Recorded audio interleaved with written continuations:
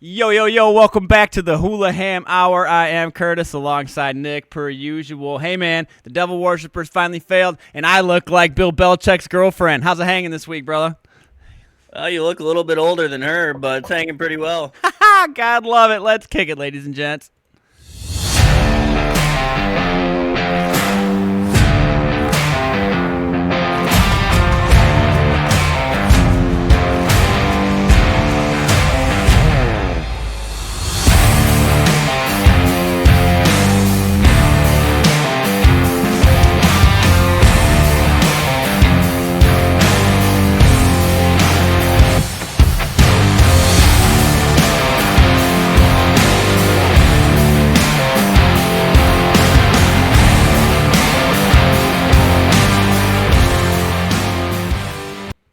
All right, so here we are, February 12th, 2025. The Super Bowl is done, which means spring can come now. I want to see green. I want to see green. As I stated, the devil worshippers have failed. I'm not afraid to say it anymore because guess what? If they worship the devil, that means there is a God, and there is a God, and he's great. The Super Bowl was an absolute train wreck of an ass whooping in a way that I really enjoyed. Nick, what are your overall takes from the Super Bowl this year, man? Dude, they didn't blitz one time. Patrick Mahomes hasn't been on his back that much since the refs were around him. It was wonderful. Yeah, dude, I seen the clip from Family Guy where Stewie plays football, and it's like him getting like he's like, all right, and no one's blocking, and then he gets sacked by like 12 guys, and it just says Patrick Mahomes in this year's Super Bowl. Yeah, the memes that came out of the Super Bowl, everything from top to bottom. I think America made it very clear to the NFL that we're sick of Taylor Swift. Nothing against her personally. Keep doing your thing, girl, but just stay off my damn TV while I'm trying to watch a game. That's all I ask. I'm not asking for much. The Super Bowl, in my eyes, was great in the fact that the NFC won, which gives power back to the NFC, which is great. The thing that really got me was the Lions, if you take away the game that they had against the Commanders, and they would have won that game and we would have had to play the Eagles, I wholeheartedly believe the Lions, even at full health this year, probably would still not have beat these Eagles. They are just that good of an overall team. What are your thoughts on that? That defense was so dominant. We lacked even healthy what their defense was. It was just smothering. You couldn't throw, no chunk plays. You couldn't run the ball. I mean, there's nothing you could do against that D-line. Nothing. I mean, it was unbelievable, just the stature of how in their face they were from the kickoff to the end. It was unbelievable on many different levels. One of the things I'd like to state, Brandon Perna always does a segment on That's Good Sports. Shout out, Brandon. Let's link up. About did a white cornerback get an interception this week? Cooper DeJean is one of the very few white corners in the league. Not that we have any problem with what color you are or anything of that nature. However, I think this may be the first and last time in our lifetime that we see a white corner get a pick six at a Super Bowl. And I was very happy to be part of that stat. Very happy to be part of that stat. So, shout out, Cooper. 22nd birthday, doing big things. You got a bright future ahead of you, young man. Very looking forward to seeing how you develop in the NFL. The other biggest point that I really liked was Philadelphia never let off the gas. Most teams, they go up. They kind of start playing like stays. Go, yeah, you can go, they put Kenny Pickett in. They let the gas off. Yeah. Well, guess what? Kenny Pickett's probably never going to play in a Super Bowl again in his life. So good for that kid. Overall, great game to watch, especially if you're an Eagles fan. It's very great seeing President Trump there. He got an outstanding cheer. It was very good seeing the league just come together as a whole to watch the Chiefs finally not make their three-peat. So with that being said, the overall thing with the three-peat, I think, made so much pressure for the Chiefs that it caused them to collapse. Do you think in our lifetime we will see a three-peat? I don't think so. That's why there's never been one. It's so hard to get a healthy team that far every year. The NFL's physical, and injuries can just flip your whole season around right now. The Lions are proof of that, dude. Look what happened with their season. We were the number one team for multiple weeks in a row, and when Hutch fell, dude, I knew. I hate to say it, but I knew that was the end of our year. I knew it, and I don't want to put that one player is a team, but when you lose a player of that stature, it's proof in the pudding, dude. Look at the numbers before he got hurt, and look at the numbers after him. It's just not pretty. It's not pretty. So, yeah. Any other thoughts, conclusions, things on the Super Bowl, Nick? I give the Chiefs defense some credit there. They actually played a really good game, but when you have a short field constantly, there ain't much you can do. I know. I think the first half it was like they only actually gave up, 10 points? It wasn't much. Yeah, it wasn't like they were playing terrible. It's just the Eagles' defense was playing tremendously better than they were. 23 yards at halftime for the Chiefs, man. Their defense spent a lot of time on that field. I know, and then you got Travis Kelce getting in Andy Reid's face. You got all sorts of stuff like that. Overall, was very impressed with the Eagles. Not looking forward to playing them. I was reading an article on NFL.com about who the Eagles should play the first week of the year for the opener. The number one team, guess who it was? I'd rather play them in week 1, though, than week 10. I'd rather play as the Detroit Lions. I'd rather play them week 1 than week 10 as well. The Eagles also had an early bye week this year that paid off because their bye week came early, but before their bye week was just, it was bad. And then after their bye week, they just right through the roof, man. Right through the roof. Well, how many weeks next year until they're calling for Sirianni's head again like they did this year and then won a Super Bowl? I honestly think a lot of that was a ploy. I really honestly think a lot of that was a ploy. Tell me if you think a lot of the drama the Eagles had this week was a ploy in the comments, ladies and gentlemen. We'd like to hear from you. Meant to touch on this before we got started, but thank you again to our audience. We absolutely cannot thank you enough for the overwhelming support that we have received as a channel. It's so young on YouTube. The Hulaham Hour is about to crest 10,000 subscribers. I just cannot thank you all enough. So let us know what you feel like. Let us know who you think's going to win the Super Bowl next year. We won't get into that so much this episode, but the next few episodes, it's officially the off season, ladies and gents. So strap in. Yeah. Any other last thoughts on the Super Bowl before we move on? No. Nope. I ain't got much else. All right. Yep. The Super Bowl no one wanted to see, at least the Super Bowl no one wanted to see, got the outcome everybody wanted to see. Finish it with that. So, staying on the topic of the Super Bowl, but not really the same topic, the halftime show, what was your thoughts? I don't know, man. It seems like they're getting kind of lost on who to bring in. A little bit. I will say it was cool from the standpoint that I saw Kendrick Lamar way back in the day when he opened for Wiz Khalifa. Shout out, Wiz. Love you, bro. Hope to get you on here as a guest sometime. And I remember Kendrick Lamar comes out. He's one of the opening acts of like 6 acts. Points at a girl in the crowd and says, "Hey, I want you to give me 3 words that don't rhyme."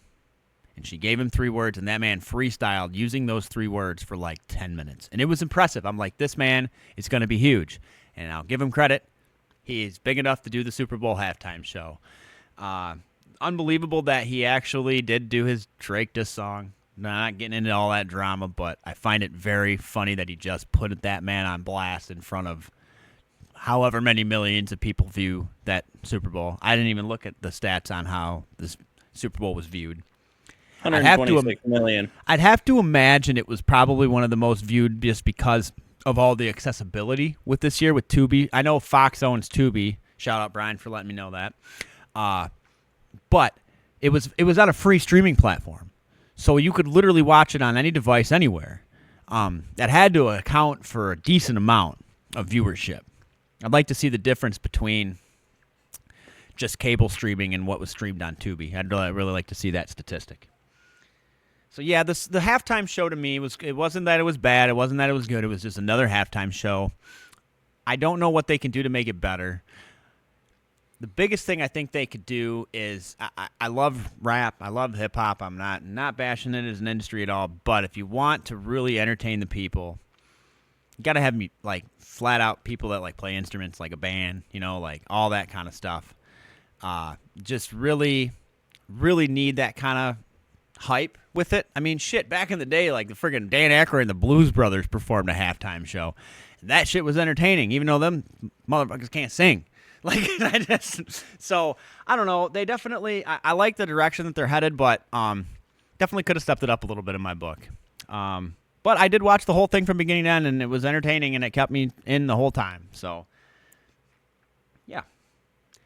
On that note, wrapping up our Super Bowl talk, I would like to take a moment to just thank Roger Goodell, the NFL, the NFLPA, for yet another very exciting season.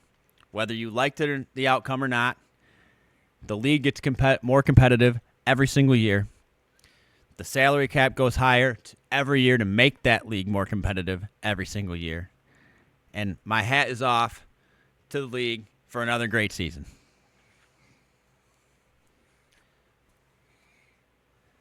With that being said, one of the things that gets wrapped up towards the end of the year that I personally forgot about, but will not forget about ever again, is the NFL Honor Awards. It was a night full of jokes. Snoop Dogg had a very funny monologue that, if you have not seen it, look it up because it's rather comical.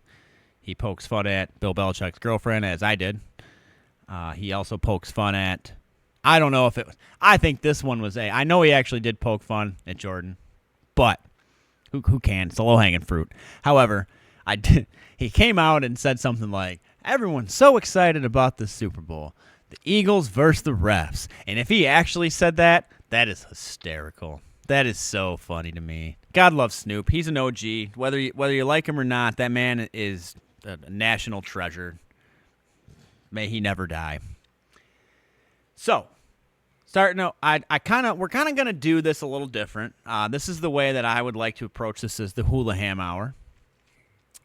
We would like to have our own awards, where Nick and I crown who we think actually won these awards. So as we're going through the NFL honors, we will be telling you who actually won the award. But then Nick and I will both be giving our take on who we thought should have won that award. And maybe we won't agree with what was chosen, but more than likely we might.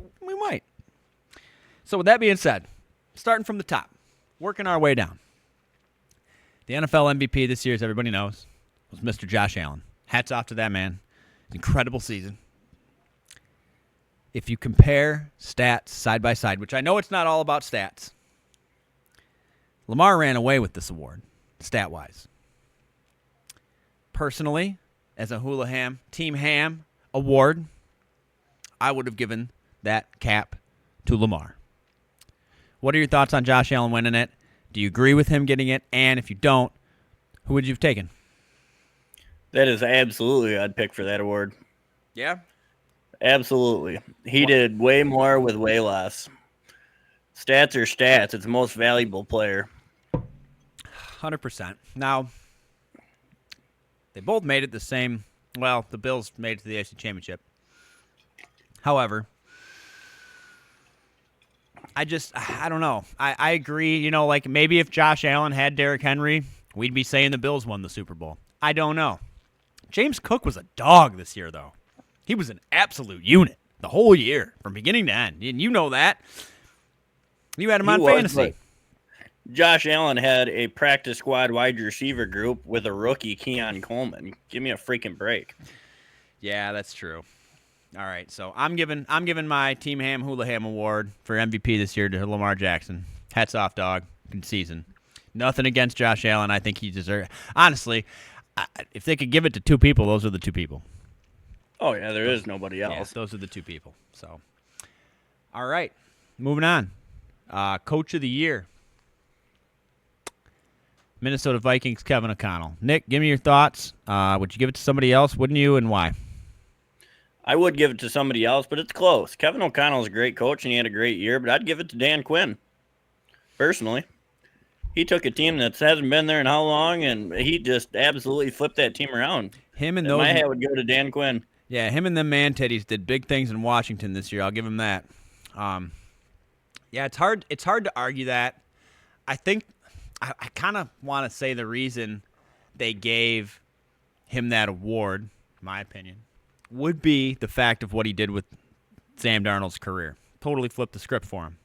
Whether it was totally him or not, Sam Darnold now has an opportunity to go and sign a multi-million-dollar contract with another team because of Kevin O'Connell. Where, obviously, Dan Quinn inherited a shit baby, got a rookie quarterback that's going to be a force in the league for many years to come, and was able to turn that upside down very quickly. That's the kind of rebuild and turnaround every team has the hope for, but not many teams can actually make come true. That's the biggest problem. And I think that might be why Dan Quinn didn't win this award. Team Ham's given the award to Dan Quinn as well. That was who I was going to say. But I just think overall, I can see why they gave it to Kevin O'Connell. But maybe, like comeback coach of the year, if that was a freaking thing. Yeah. So not to skip over my list and things, but I am going to transition us into comeback player of the year because I think to most it was fairly controversial. Joe Burrow won comeback player of the year, which he had a hell of a season. Last year he did not. But if you're looking for heartstring pulling media grabs, Damar Hamlin got shorted. What happened to him was tragic. His comeback story is incredible. I know he didn't have the best year, and that's probably why he didn't win the award, was because he didn't have the best year. But that's my take. Not like I said, nothing short from Joe Burrow. Incredible season, incredible comeback. But I would give it to Damar Hamlin just for the heartstring pulls and all that. What are your thoughts? See, I would have to stick with Joe Burrow because 3 more wins, and we're talking about him being the MVP. Yeah. A couple of them one-score games go a different way, and we're really looking at a 3-way MVP tie here. 100%. 100%. So, yeah, he definitely, deserves it. However, maybe they gave that to 2 people. Or maybe they just started a new award for, comeback player of the year that almost died. I don't know. All right. Do concussions fall into that category? Yeah, Brett Favre would have won that every single year. Okay. Defensive player of the year. I think, to be honest, this wasn't really a shocker to me. Patrick Surtain. He played well all year. He was an absolute unit. It's really hard to argue that. Aiden Hutchinson was on the track to be defensive player of the year before his injury, which really sucks that I wasn't able to see that. However, next year we will. Thoughts on Patrick Surtain? I love it. Alabama boy, he is a dog. Yeah. He is a lockdown corner. Leave him on his island. Alabama boy, yeah. We know you like that, Nick. Yeah, absolutely. Them defensive players from there are all dogs. God love it. Yeah, they seem to produce really great corners except for Terry and Arnold. Give him time. Yeah, tie that man's hands to his goddamn hips for crying out loud. He might be the best corner in the league if he can stop being so damn handsy. All right. Yeah, so I would agree. Team Ham and Team Hula both agree the Hulaham Award for Defensive Player of the Year. Mr. Patrick Surtain, URG, 100%. All right. Walter Payton Award. I don't know too much about this. I know one person gets nominated from every team. Seems like Jared Goff was already in Cancun celebrating because he was not at the Super Bowl, which I don't blame him. I don't blame him at all. I wouldn't want to be there either. Josh Allen actually got asked if he was going to be watching the Super Bowl, and he said, "No, I will be on the golf course. However, I will probably just have the audio on in the background," which is so damn funny to me. But Arik Armstead, congratulations. Walter Payton Award of the Year. That means you did a lot for your local community and those around you, which is something everybody supports. We just want to see the communities come together because of the NFL. And Mr. Armstead, you have done that. So my hat is off to you, sir. Continue the good work, share the wealth, and don't forget the bigger picture is helping others. We really appreciate all you've done for the league and for your community. Offensive Player of the Year. I'll give you one guess who got it. You shouldn't have to guess, and there shouldn't be a debate. Mr. Barkley. Holy cow. And no, not Charles, ladies and gents. Saquon Barkley, if you took the bet of him not scoring a touchdown in the Super Bowl, congrats, go to you, because everybody in the world thought that man was going to score a touchdown in the Super Bowl, and he didn't. But guess what? They still won, so it doesn't even friggin' matter. Saquon was a unit. He helped me bring in this beautiful trophy and this beautiful ring that I got in one size too small for myself. Shout out Brandon's Jewelry, going to size it for me, make it fit. Yeah, obviously you don't disagree with that, but give me your thoughts on Saquon winning Offensive Player of the Year. Oh, man, what an amazing year. I mean, the MVP, though, is only going to go to a quarterback, but the fact you're even talked about as a running back in that conversation shows how great of a year you had. Unbelievable. Yeah, 100% agree. All right, so getting into a little bit, I'm going to skip around here because some of them I could just give a shit. However, I'm seeing they give an award for Air Player of the Year. Without me telling you who won that award, who would you give that to? Air Player of the Year? Air Player of the Year.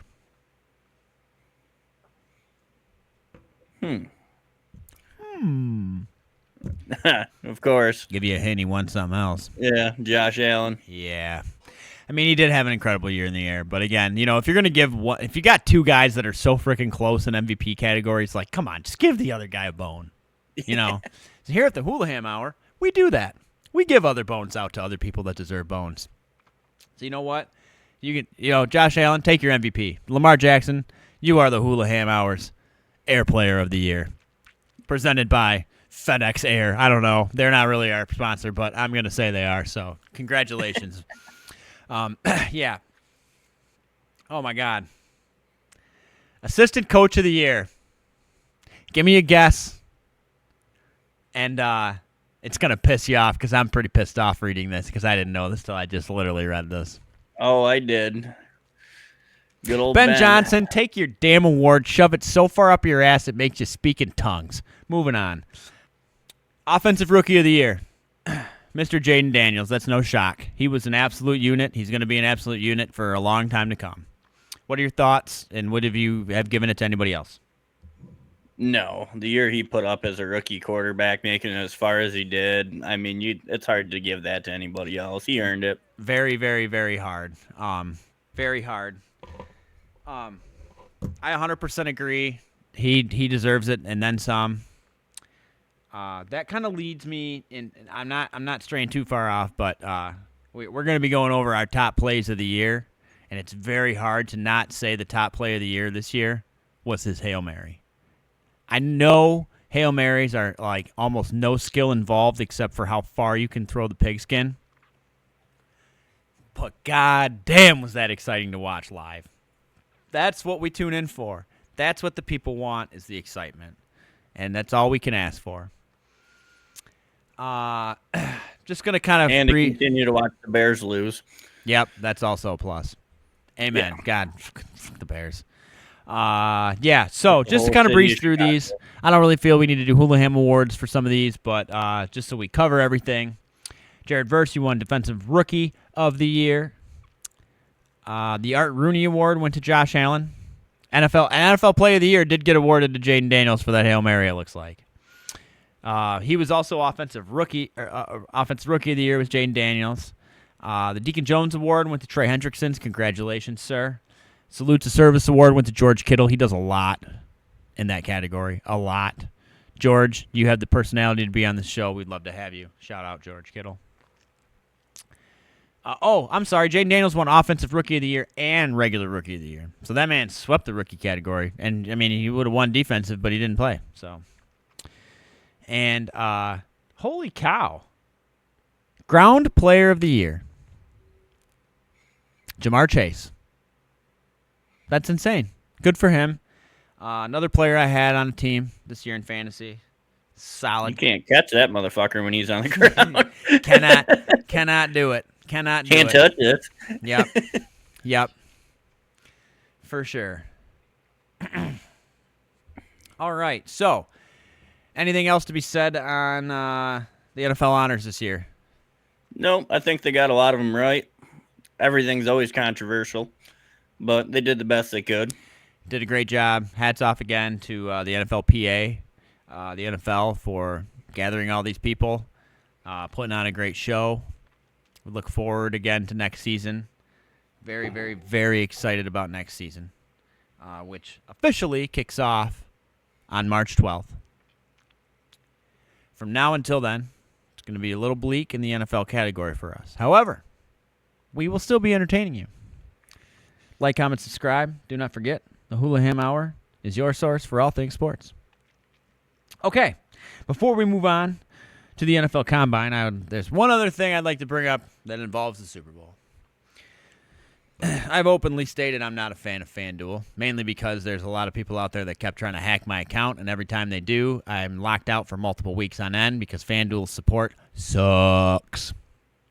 We are DraftKings homies in this B, and I will ride or die that. However, DraftKings puts on the kick of destiny. The last couple of seasons, it's been Mr. Rob Gronkowski going out there in full pads, suiting up. You mean FanDuel? Kick a field goal. Yeah, FanDuel, sorry. Going out to kick a field goal where if you can bet on if he makes it or not. It's 50-50 opportunity. This year, they changed it up, mainly because I think Gronk was part of the team that was on Fox doing the Super Bowl. That being said, they picked Peyton and Eli to do the kick of destiny. I thought they were going to pick one or the other to kick the kick, but then when it started, and they also used to do it at halftime, and this year they did it before the game even started, I believe, or they did it in like the first quarter of the game. They did it very early. I noticed they made it seem like it was live during the event, which it wasn't. It was not live. I don't know what the rules and regulations are. Now, granted, when you bet on this thing, whatever you win is not real money. You can't win real money on this. I want to make that very clear. And I feel like that's what's leading into my whole argument with why the kick of destiny is bullshit to me. It was pre-recorded, the whole thing, to the point that there was a commercial that they did at halftime with Eli Manning winning the thing. I know for a fact that they didn't pre-record both commercials with both brothers winning. I know they didn't do that because the commercial was a very expensive-looking one, to say the least. They couldn't even make a 25-yarder, which is, again, bullshit. These guys are freaking athletes. I don't care if Peyton Manning's got a bad neck. You can kick a ball 25 yards. I just think that it's a sham. I think it's bad. I get that you win in-game credit for FanDuel, but just stop. Like, if you're going to really do this, do it right. Make it real. Make it authentic. Make me want to open my FanDuel account again. Maybe I'm a little more heated about this than I should be, but I just think it's bullshit. What are your thoughts? Yeah, I think they should actually throw some odds out, get like a halfway decent athletic person. Have you ever watched the Manning brothers run? I believe they can kick a ball 25. Yeah, they run like they got 7 sticks of shit up their ass. They do. So I believe that they couldn't kick 25 yards. I'd totally buy that. Yeah, it looked like they toe kicked the first kick though. Like, probably. And the one that Eli made would have been good from like 45. Like, it hit so far up on the net behind the field goal. I don't know. Again, I know it's for entertainment purposes, as our show is. Semi-informative, mostly entertaining. But I just feel like they could do so much better. Anyways, FanDuel, take that into consideration. I know you're not hurting for money to do other things because, you now own the network that broadcasts my Pistons and Red Wings every couple days. But hey, it is what it is. And the world keeps on spinning. Drop us a note in the comments. Let us know what you think of the kick of destiny. So with that being said, that kind of wraps up our NFL talk for today. However, I'd like to leave with one more note on this week on football. Nick, I just want to know what your top take from the NFL season this year was. I think the top take should be improvement on the officiating, to be honest. Amen. There were so many games all weeks, every year around the league where they were just changing the game still, and it just so much technology that shouldn't be a thing. Yeah. Yeah, it's a shame, really, that we even have to bring that up as a top take. I guess it should have been a little more clear. Maybe I should maybe we should do one negative take from the NFL, and then we'll do a positive take. So on the negative take front, I would agree with you.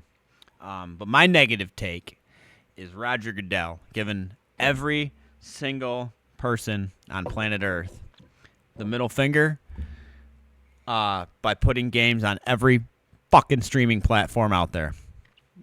It's a damn shame. If you really want to do that and you really want to milk the people for all they're worth, start your own streaming service and make it exclusive to the NFL. You want to really print your own money, dude? Make it exclusive. Screw YouTube. Screw everybody that you're broadcasting all these games on, and just make your own platform. They have it with NFL Plus. Make it exclusive. I find it very, very disheartening that Netflix got games on Christmas. Granted, I know that a lot of people have Netflix accounts. Probably 90% of people that watch those games already had a Netflix account. But guess what? Not everybody does. And this is the people's game. And if you want to keep it the people's game, Roger, make it for the people. Or make it for the money. If you really want to make it for the money, just make it exclusive. Do that. All right, give me a positive take from the NFL season, you negative Nancy. Yeah, sometimes you can't help it. You and me both, brother. Positive take was there were so many close games this year. It was way more competitive. There wasn't too much tanking. There was some really bad teams, but overall, it was pretty competitive every week. Every single week, it was very competitive. I've said that from the get-go. Been very, very happy with how much more competitive it seems to get every single year. There wasn't a team that was complete dog shit this year. There was like 7 teams that were complete dog shit, which is great for the league. It is. My biggest take this year was the unprecedented presence of rookies. You have Jaden Daniels doing his thing. Cooper DeJean has brought a whole new meaning to playing defensive back in the NFL. And it just goes on from there. I mean, you look at what Drake May is doing in New England. You're looking at what Bo Nix did in Denver. You're looking at and now granted, I know I'm talking mostly quarterbacks, but it's around the league this year. Rookies were incredible, minus Terry Arnold. But he's an outlier. And I think, like you said, he's got room to grow. I think next year he could come back and be an absolute force if they just tie his goddamn hands behind his back. Yeah, that's my top take. The rookie class this year was grade A, in my opinion. And I give it a grade A on the entertainment level. It was very, very, very fun to watch these young men come in with no expectations and blow everyone's expectations out of the water. Made Mel Kiper look like a damn jackass. So yeah, with that being said, ladies and gents, that wraps up this segment of the NFL this week for the Hulaham Hour. Again, we do have our next topic of discussion here. The next big thing in the NFL this year is the NFL Combine. Starting on Thursday, February 27th in Indianapolis, Indiana, United States of America, through Sunday, March 2nd. What are you looking for out of this year's Combine, bud? See where the board moves up and down, because these mock drafts don't mean anything until the Combine. They don't mean shit. That's really where you get to see what people are made of, what their athletic ability is, what their IQ is, how they interview. Yeah, I've seen so many different mock drafts this year. I don't think I've seen this much diversity in like the first 5 draft picks this year than I have ever. Mainly because nobody knows what's going on, which they really never do. But at the end of the day, you got to make your guesses. You got to keep the people happy. You got to keep the people entertained. But I've seen 3 mock drafts say Cam Ward's going to go first to Tennessee. I've seen 3 mock drafts say homeboy from Penn State's going to go first overall. I've seen 3 mock drafts that say Tennessee's going to say screw everything and just take Travis Hunter. I've seen it all. I've seen it all so far. I get we are literally shooting from the hip at this point, but I'm very excited to see how this draft pans out. I'm more excited to see, because it always seems, and correct me if I'm wrong, that we go and we're like, this class of quarterbacks is garbage. There's nobody going to come out. And granted, right now there's only really 2, maybe 3 really, really grade A prospects. But that's going to all change after the combine. And it changes look what happened with Zach Wilson. He went to the combine, made one good throw, and everybody thought he was Jesus Christ. And guess what? That man sucks now. He's like the 3rd string quarterback on butt fuck and no one's team. So I think he's on the Broncos, actually. Just banging MILFs. Just banging MILFs. At least he didn't go Johnny Manziel. He's still in the NFL. Yeah. Hey, shout out Johnny Manziel, dude. You're doing well for yourself for fucking up your NFL career. But, hey, dude, we'd love to have you on the podcast. Shout out hulahampromo@gmail.com if you'd like to be a guest on our podcast. Love to have anybody. We will literally have anybody. Shout out Jeff. We're going to have you on and talk about the moon landing soon, man. It's going to blow everybody's minds. All right. Moving on from the NFL. Like I said, we're going to keep you guys posted on everything that's happening in the NFL in the offseason. I honestly like covering a lot of the offseason sometimes more than I like covering the in-season just because there's so much speculation. There's so many what-ifs. There's so much that goes into the offseason that a lot of regular people every day don't really realize. And proof in the pudding is Ian Morton and Blair Conklin showing up to our fantasy football drafts every year, not knowing that Saquon Barkley is no longer a Giant and on the Eagles. That's just proof in the pudding right there. I still want to get Blair a shirt made that says, no clue who that is, and you're going to wear it at the draft this year, and I cannot wait, brother. So, moving on, Nick, this is where you're going to take a little bit more of the lead. Not on this particular topic, but on the next few. The TGL had an off week this week. However, they have a triple header on Monday, February 17th. I went over it a little bit last week. Very looking forward to the triple header. Definitely have it on while I'm at work. Definitely have it on when I get home. It's starting to become more and more every week must-watch television, especially if you're a sports enthusiast, especially if you're a golf enthusiast. Be very excited to see how this is all going to play out in this triple header. I'm very excited to see if Atlanta Golf Club playing back-to-back, 15-hole games. Now, granted, I know they're not playing a full 18 holes themselves because I know how I feel when I play more than 18 holes in a day. It's fun and everything, but the next day I pay for it. I pay for it dearly. And I'm young. Very young. What are your thoughts on the triple header? Well, for one, we also don't hit 8,000 golf balls a day. That's kind of something to do with it. 2, We also drink more frickin' Good Boys from John Daly than the average human should consume in a year. But that's for John Daly. Shout out. You were a cameo at my wedding. We want to have you on the cast. Anyways, continue your thoughts. Sorry. I love the triple header. It's going to be interesting. Awesome. I think the LA Golf Club looks really good. They've played great the entire year. Yeah. I think they'll be still tough to beat. Yeah. Yeah, and I like that the triple header's kicking off with Atlanta versus LA, the two undefeateds. Or, well, I guess the Bay Golf Club's undefeated too, but I'm very excited. I think that's looking forward and taking the information in from what I've watched and gathered. I really think that Atlanta-LA probably is going to end up being the championship. I will say this now, and I will look back in a few weeks and either eat my words or be like, ha, I was right. And that's what we love about the Hulaham Hour. Very excited about it. Not much to cover this week, but we're probably going to have a half an hour segment next week on the TGL, which I'm very excited about because we got to find some damn filler for the NFL talk that we're going to be lacking these next few weeks. So shout out TGL, shout out Tiger Woods, shout out everybody involved. Very excited to see the future. Very excited to continue to see the league grow. Very excited for this triple header. So moving on to the topics that I'm going to let you take a little bit of a lead on. Remember, though, we got to keep Pistons, forte here. However, Nick, give us a little bit of NBA roundup, my man. I'd like to hold off on the NBA for a minute. Let's talk about actual golf. All right. Yes. Oh, thank you. Yes, I gotta keep forgetting. It's because it's literally snowing buckets out right now currently. that I forgot that there's actually parts of the earth that you can go and play golf outside in. But anyways, Yeah. please proceed. I watched all 4 days this week. Jordan Spieth, second tournament back after surgery. He's starting to look like old Jordan Spieth again. He looked really good. Yes, he is. Shout out to Thomas Dietrich, first ever PGA Tour win. Yeah, And Thomas, killing it, brother. these TGL players are all the big names are playing the Genesis Open this weekend. Love How it. much energy are they going to have after 4 days of shooting at the Genesis? Yeah, so is that why there was the bye week this week? Is the Genesis? I would imagine it's got to be. I think that's because they did the triple header, because I do believe that's President's Day is Monday.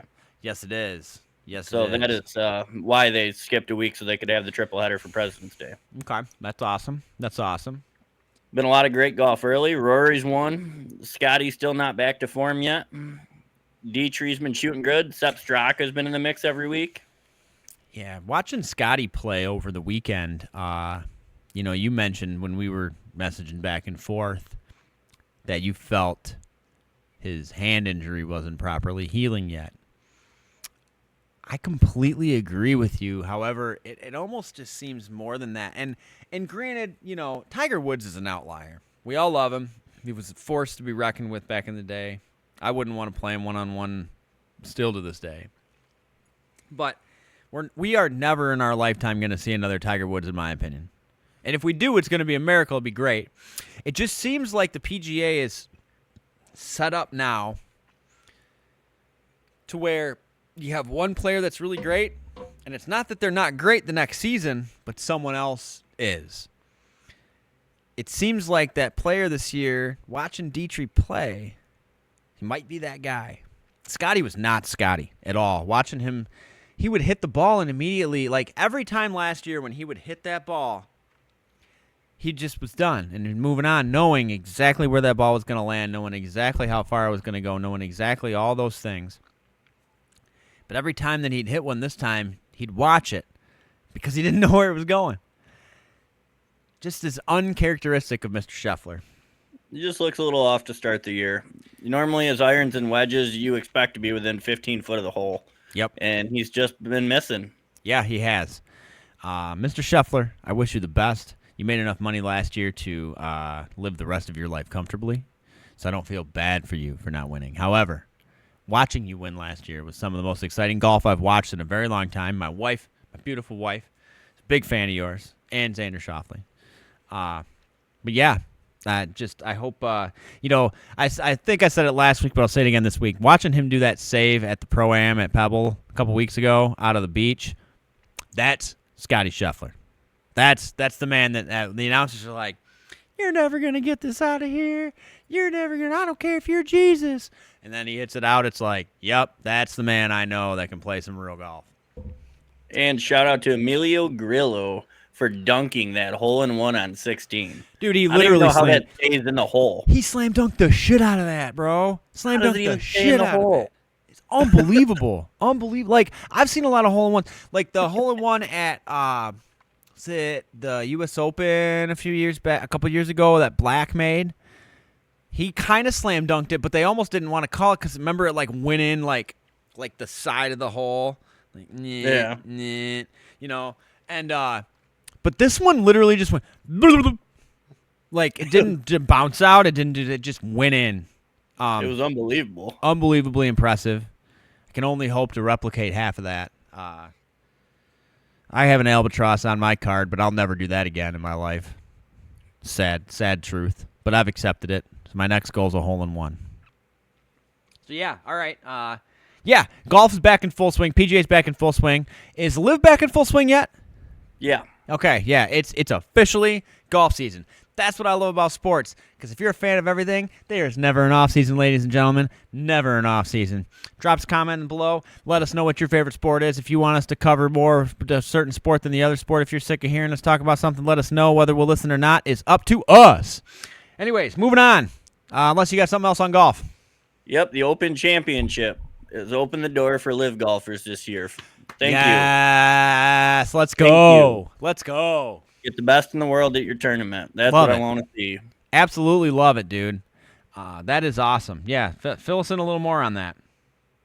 So there isn't much more to go on right now. There's going to be 3 or 4 more spots that they're giving out. As long as you're in the official rankings, they're allowing World DB players also to be part of that as well. So they're opening up internationally for the major, and that's how it should be. That's If you're one of the best in the world, you should be in the majors.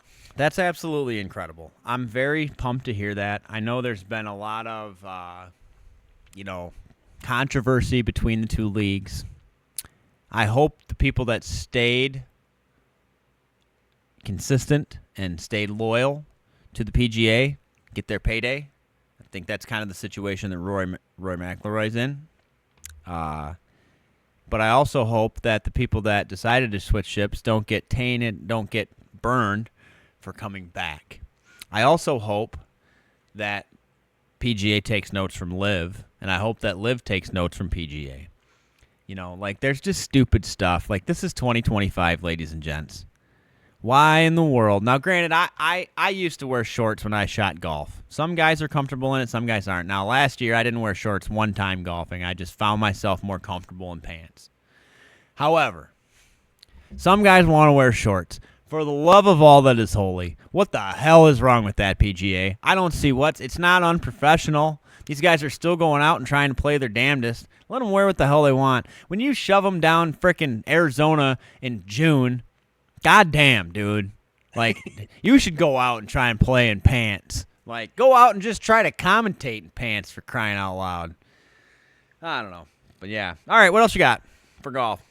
That's what I got on the golf for now. Sweet. Well, hey, we're going to, just for the people, we're going to keep you informed on the PGA and the Liv this year, whether we have football going on or not, because the golf season ends right around the time the football ends. So during this NFL offseason, expect a lot of golf coverage. We're very big golf heads. We have a golf league we're involved in locally and have a blast at. Very looking forward to the changes that are coming to that league as we're upgrading a little bit on our course this year.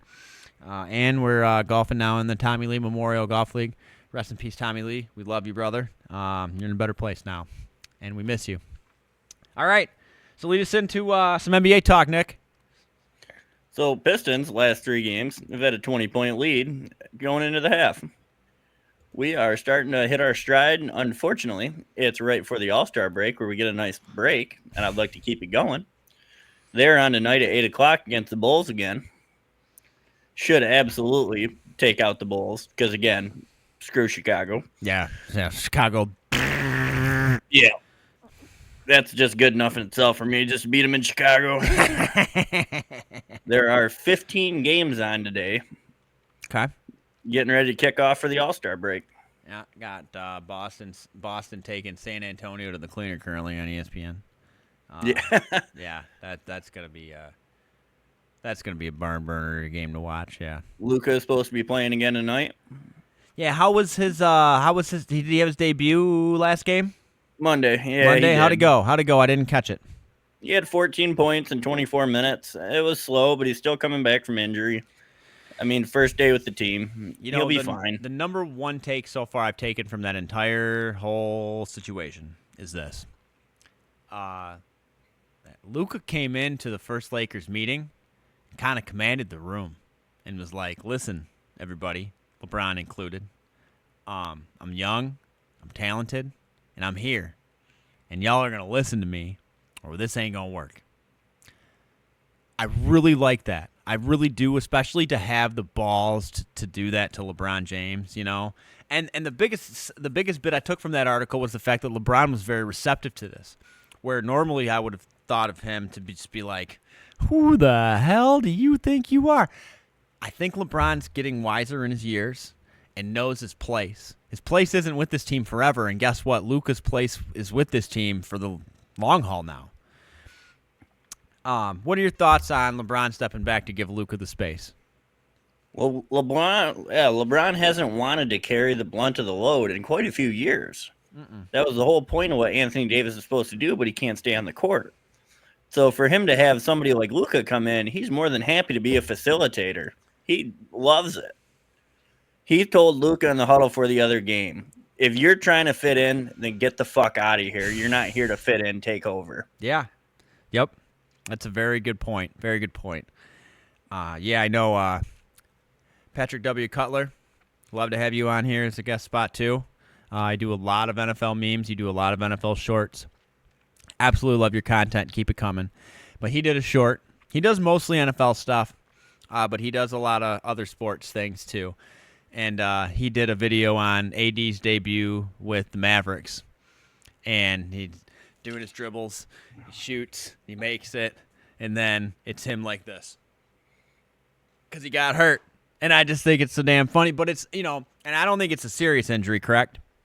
Couple week calf strain, though. No shit. Okay, I didn't think it was. Oh, he's out till after the All-Star break. God damn, dude's a China doll.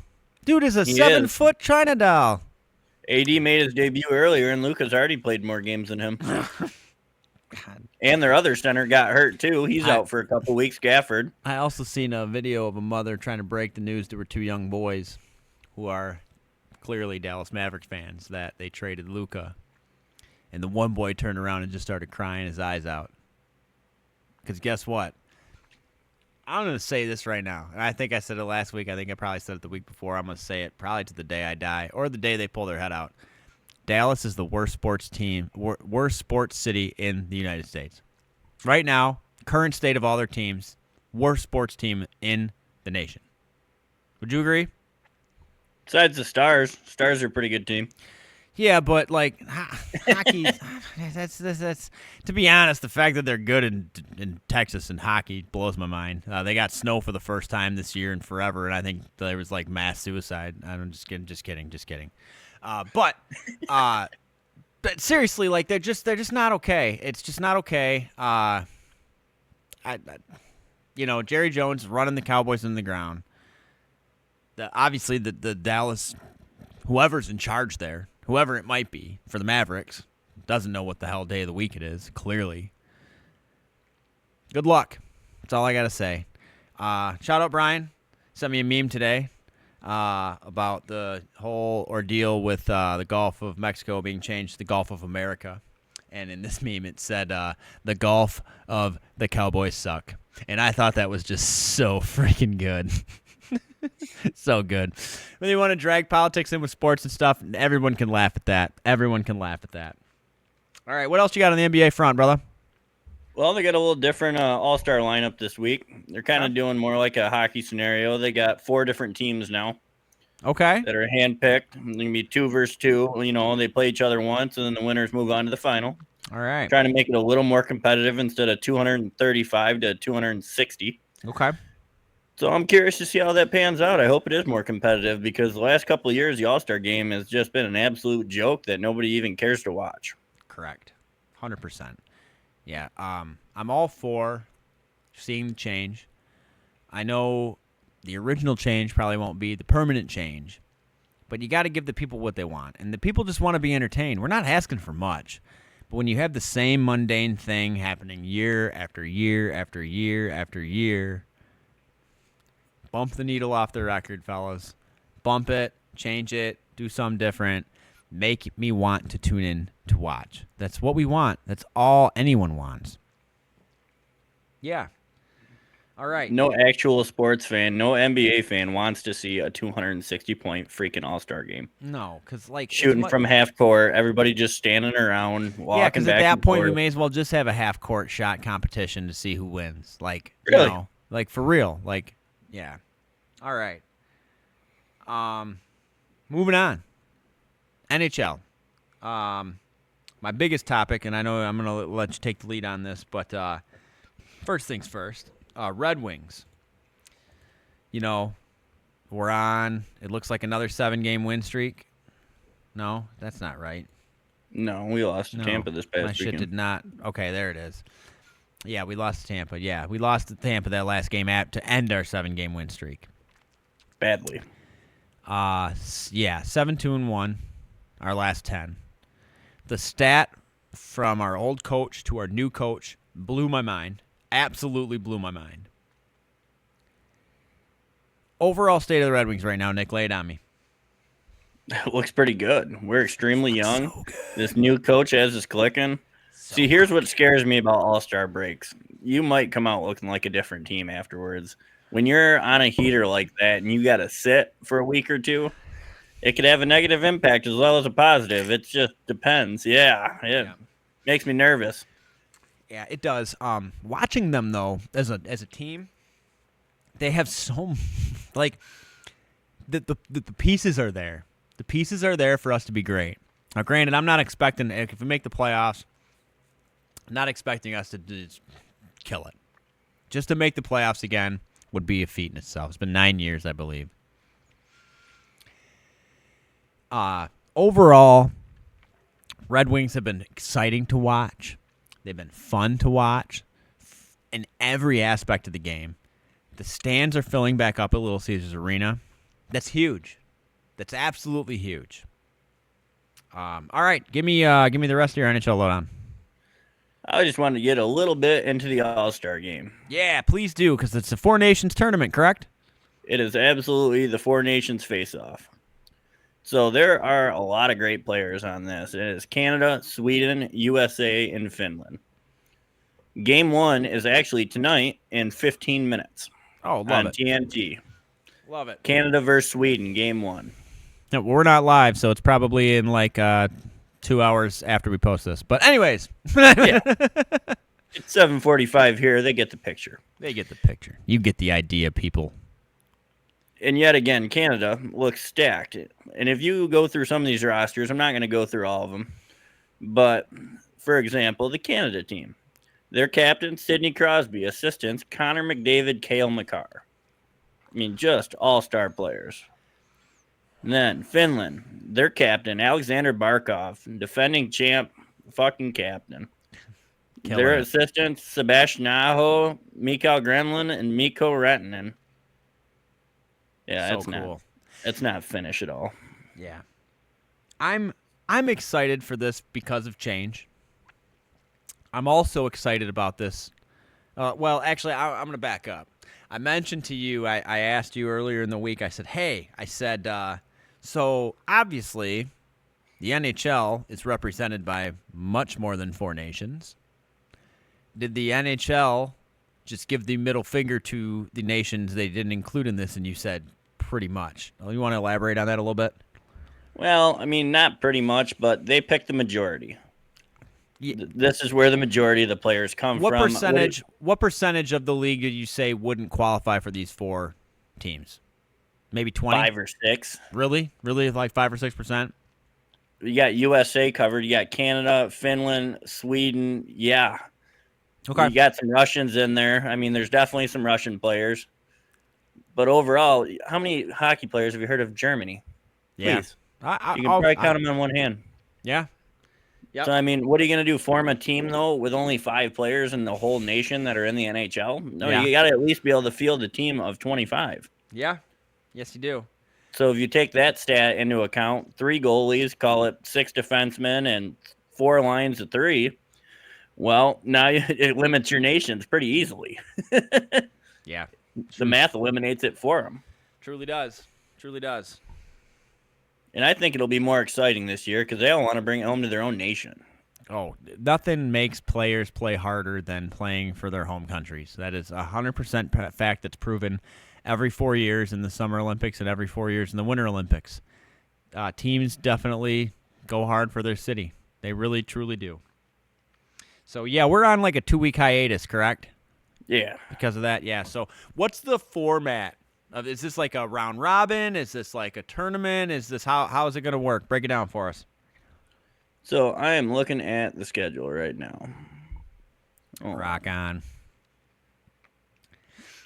It looks real quick while you're looking some stuff up. I'd like to shout out Tom Grossi. You had the 5th highest stream for the Super Bowl. My man, keep up the good work. We are very excited about your charity stream. If you have not heard about this, look up at Tom Grossi Comedy on YouTube. He has a very, very, very great channel called the Patcast that he does a lot of good charity work. He is doing a non-stop live stream coming up very, very, very soon to raise money for a charity. I believe he's raising money for some sort of veteran thing. If you get a chance to tune into his live stream the next few weeks, please do. It's incredible what that man has done. Shout you out. Love to have you on the channel. Love to be on yours. Let's link up to do some work. But overall, Tom, congrats. Hats off. Anyways, continue. All right, so it is round robin in the Okay. beginning. It is going to be based on NHL rules, traditional round robin format. Love it. 3 points for a win in regulation, 2 points for a win in overtime shootout, 1 point for a loss. Okay. 0 points for a loss in regulation. The 2 teams with the best tournament record will advance for one final game. One final game. I love that. And so are we looking 5-on-5, 20-minute periods kind of thing? I do believe so. That's kind of It's what at I thought. NHL, so yeah. Yeah, yep, okay. That's awesome. I love seeing this. This is completely different than any sport has tried to do. Not only that, it's involving the world as a whole. The Pro Bowl don't do that. The MLB All-Star Game don't do that. I mean, imagine this for the MLB, right? Hear me out all the way to the end. Home Run Derby represented by country. Not even do the All-Star Game like that. Just do a Home Run Derby where it's like, we're going to take the best 3 guys from the Dominican. We're going to take the best 3 guys from the States. We're going to take the best 3 guys from Mexico. And just have them accumulative like home runs. That'd be fun. It'd be fun. I know they've made a lot of changes to the MLB All-Star Game as of late, too. I think there's a lot more to come. Not to get too off topic from the NHL, but my hat is off to the NHL for doing this. I think it's a big risk in a way, but I think you're going to see, the biggest risks have the biggest payoffs, as we all know. So congratulations, NHL. I'm very, very happy for you. And we will keep you informed. Since it's a 2-week thing, you'll at least get 2 updates from us on the Hulaham Hour about the NHL Four Nations Tournament. All right. Got anything else in the NHL department this week? I do not. All right, awesome. We are moving on to our last and final topic of this week, as this looks like our first actual Hulaham Hour to go over an hour. But hey, we're going to give you people what you love, and that's more content. So, Nick, NCAA men's basketball. We now have, again, Michigan and Michigan State both ranked in the top 25. Michigan State ranked 9th. Michigan ranked 24th. Michigan State is on a 2-game lose streak. God, why is my shit so outdated? Hey, Kurtis, look at the screen. Yeah, 3-game lose streak. So 3. Oh, no, okay. No, I'm sorry. Michigan State is 11th, and Michigan is 20. Why did my shit refresh weird? All right, no, we're on a 1-game lose streak. Excuse me very much. And Michigan's on a 5-game winning streak. Team Hula is Mr. U of M, and Team Ham is your Spartan Nation. I'm very, very excited to watch these two play twice in a very short amount of time. I believe the first matchup between them is coming up on February 22nd. Let me pull that up just to be doubly sure. I'm sorry. Friday, February 21st at 8 p.m. It looks like Michigan State travels to U of M to play, and then they play on the last game of the season at the Breslin Center, March 9th at noon. What are your overall thoughts? Well, Saturday, Tom Izzo's got a chance to top Bob Knight for most Big Ten wins. Got another chance. That would have been just brutal. Indiana couldn't let that happen. Yeah. That just would have been awful for them. So, yeah, really looking forward to Michigan State. Looks like Michigan State has a very, very rough road ahead of them. Obviously, we lost Indiana yesterday, 71-67. We play Illinois Saturday. Then, on the 18th of February, Purdue and State play. That's going to be a great game. And then we had the Michigan State first meeting. To be honest, Michigan State plays a ranked opponent every single matchup the rest of the season, except for Saturday and March 6th against Iowa. Every other game that they play this year is versus a ranked opponent. So, that's good, though. That's what makes them tournament ready. It sure as hell is. So let's see. So Michigan, on the other hand, plays a bunch of fucking bums the rest of the year. Play Ohio State, then they play Michigan State, then they play Nebraska, then they play Rutgers, then they play Illinois. The only ranked game that they have the rest of the year, which hats off to you guys. I didn't realize you guys beat Purdue yesterday. That's amazing. Great job. The only ranked game you guys have the rest of the year besides Michigan State is against Maryland, who's 25th. And that's March 5th. Yeah. We don't make the schedule. We just show up to play. Amen. Yeah, so Yeah, I guess that wraps us up on the NCAA basketball front. What else you got this week, brother man? That is all I got for this week. All right. Well, again, ladies and gents, we appreciate it. I'm hoping after this episode we will crest our 10,000 subscriber mark. Again, hats off to all of you. I am so excited to be bringing everybody this. We've gained such a following so quickly. This is only episode, I believe, 11 or 12 so far. We have so much more content to bring, so much more to bring to the table for you. Just because we are a heavy NFL-focused channel does not mean we will stop bringing you the content. We will always have content to bring you. We may even cover a little bit of the UFL. Who knows? We're never going to see another kicker like we got out of Jake Bates. Thank you. Mr. Bates. Mr. Batesy. We're never going to see anybody come out of the league like that ever again, probably. However, love to see it. We'll probably give you some short coverage on it, as the majority of our coverage is going to be on the NFL offseason. And, of course, giving you TGL, NBA, NHL, NCAA men's basketball updates until the end of time. So with that being said, ladies and gentlemen, thank you once again for tuning in to another Hulaham Hour. With that being said, Hulaham out.